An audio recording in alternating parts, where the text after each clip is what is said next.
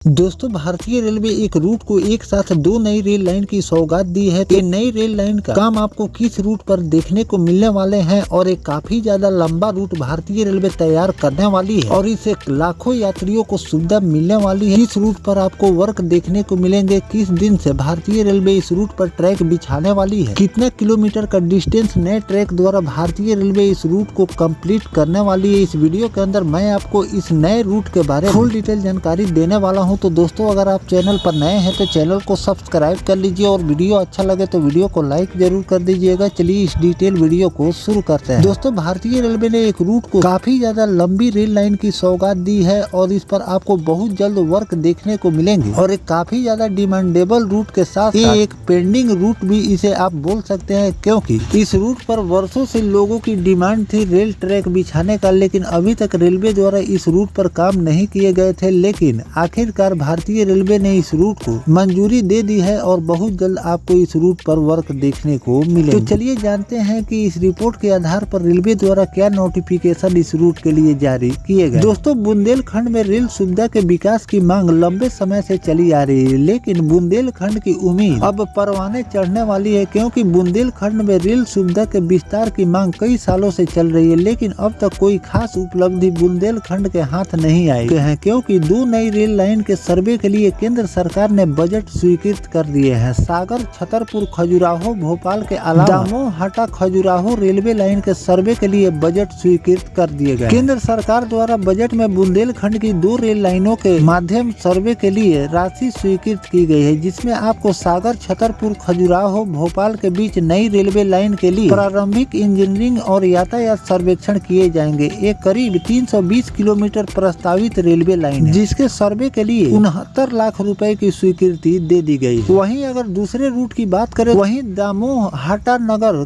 खजुराहो के बीच नई railway line के लिए प्रारंभिक निरीक्षण इंजीनियरिंग और यातायात सर्वेक्षण के लिए बजट स्वीकृत किए गए। एक करीब 125 किलोमीटर लंबी रेल लाइन होगी। समाज सेवी नेता रघु ठाकुर के प्रयास से यूपीए सरकार के समय बुंदेलखंड की रेल लाइन करीब 12 साल पहले स्वीकृति दी गई थी, जिसमें आपको ललितपुर से सागर, छिंदवाड़ा से सागर, छतरपुर ललितपुर, गुना से झांसी, सियोनपुर और भिंड से महोबा रेल लाइन स्वीकृति की गई थी। रघु ठाकुर का कहना है कि बुंदेलखंड की 6 रेल लाइन की स्वीकृति हुई। 12 वर्षों का समय हो गया, लेकिन 11 सालों में केंद्र सरकार और रेल मंत्रालय स्वीकृति रेल लाइन के लिए एक भी पैसे मंजूर नहीं किए। नागरिक संयुक्त संघर्ष मोर्चा के तहत पिछले दिनों बुंदेलखंड के नेताओं ने दिल्ली में के जंतर मंतर पर धरना भी दी। जो दो नई रेल लाइन अध्ययन सर्वे के लिए राशि स्वीकृत की गई है, सर्वे और अध्ययन विशेषज्ञ अधिकारी करेंगे, जिसमें आपको इंजीनियरिंग के साथ साथ यातायात सर्वेक्षण भी किए जाएंगे। अगर इन दोनों रेल लाइनों की स्वीकृति मिलती है तो बुंदेलखंड में रेल सुविधा के विस्तार में एक अहम पड़ाव होंगे। सांसद लता वानखेड़े प्रधानमंत्री नरेंद्र मोदी और रेल मंत्री श्री अश्विनी वैष्णव का आभार व्यक्त करते हुए कहा कि बुंदेलखंड की रेल सुविधा के मामले में काफी पिछड़ा हुआ है। रेल लाइन के सर्वे की स्वीकृति से इस इलाके में रेल सुविधा के विस्तार की उम्मीद जग गई है, जो कि बुंदेलखंड के विकास की रफ्तार को तेज करेगी। वीडियो के माध्यम से दोस्तों मैं आपको लगातार जानकारियां देता रहता हूं कि रेलवे द्वारा किन किन पेंडिंग रूटों पर वर्क किए जा रहे हैं और आने वाले दिनों में कई और पेंडिंग रूटों पर आपको सर्वे का काम देखने को मिलेंगे और सर्वे का काम जैसे ही पूरा होंगे इस रूट के लिए पैसे का आवंटन कर भारतीय रेलवे इस रूट पर वर्क शुरू करेगी। तो कई रूटों पर रेलवे द्वारा वर्क शुरू कर दिए गए हैं, जिसका काम